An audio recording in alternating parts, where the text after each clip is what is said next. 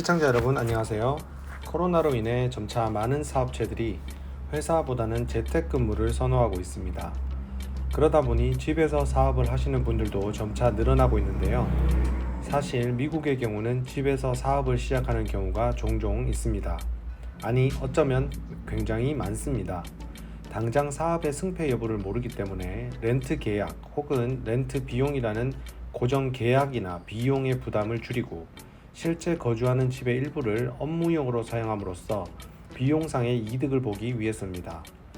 사업을 시작하기가 쉬운 나라 미국이라 그런지 거주용 집이라고 하더라도 업무용 혹은 사업용으로 활용한 경우 사용한 비용을 세금 공제 받을 수 있습니다.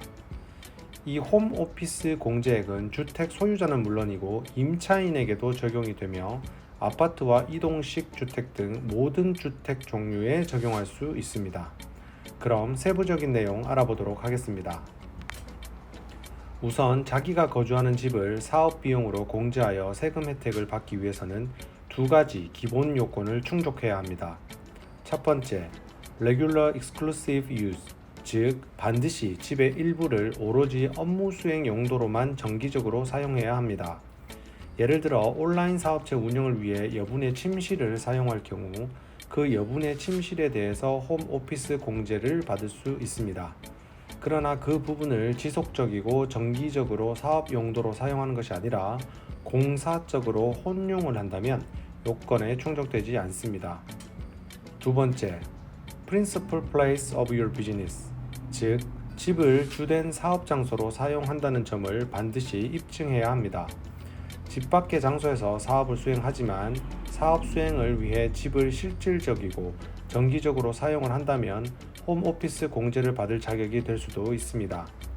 예를 들어 여러분이 일상 업무 수행 과정에서 집에서 환자나 고객들과 직접 모임을 갖는다면 다른 장소에서 업무를 수행하더라도 업무상 정기적 그리고 전적으로 사용하는 집의 해당 부분만큼 비용 공제를 받을 수 있습니다. 스튜디오, 차고, 창고 등 별도의 독립 구조물에 대해서도 업무상 정기적 그리고 전적으로 사용을 한다면 비용 공제를 받을 수 있습니다. 이러한 구조물이 주된 사업장 혹은 환자나 고객을 접대하는 유일한 장소일 필요는 없고 해당 장소가 사업 용도로 전적으로 사용되고 있고 사용하는 만큼 사업 비용으로 가산할 수 있습니다. 단순히 현재 하고 있는 일이나 업무에 도움이 된다는 이유로 홈오피스를 사용한다면 집을 업무용으로 사용하는 비용을 공제받을 수 없습니다. 따라서 본인이 어느 회사에 소속된 종업원이거나 해당 주택이 숙박업 등으로 별도의 특정 사업으로 사용되거나 하는 것이 아닌 일반 사업체의 오너로서 사업 용도로 사용할 때 가능한 사업비용 공제 항목입니다. 그럼 홈오피스의 공제 계산 방법은 어떻게 될까요? 일반적으로 홈오피스 공제는 업무용으로 사용하는 집의 비율을 기준으로 산정합니다. 그러므로 업무용으로 방의 전부 또는 일부를 사용할 경우 업무 전담용으로 사용하는 집의 비율을 산정할 필요가 있습니다. 비교적 간단한 방법으로 처리하는 방법인 Simplified 옵션이 있습니다.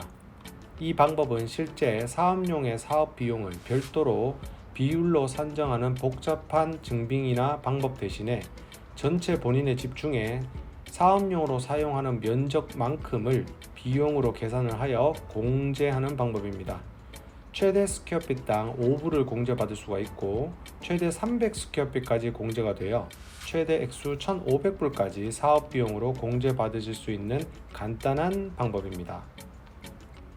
두 번째로는 Regular Method라고 하여 일반적으로 납세자들은 홈오피스의 실제 비용을 산정해야 합니다.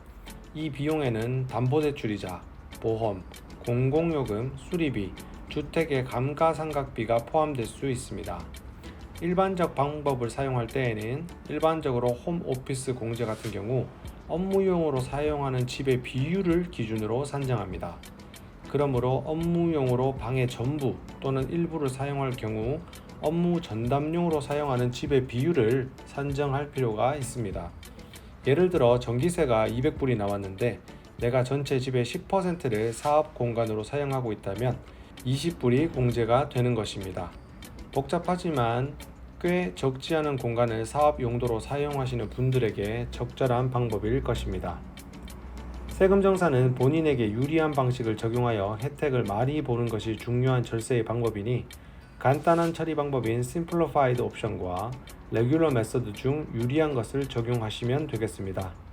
단 모든 세금 정산은 반드시 공제를 받은 것에 대한 증빙 자료를 잘 보관하셔야 합니다.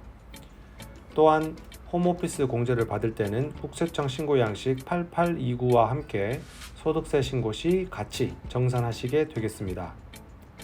오늘은 코로나 시대 대세로 여겨지고 있는 재택근무, 그 중에 사업을 하시는 분들의 혜택인 홈오피스 공제에 대해서 알아보았습니다.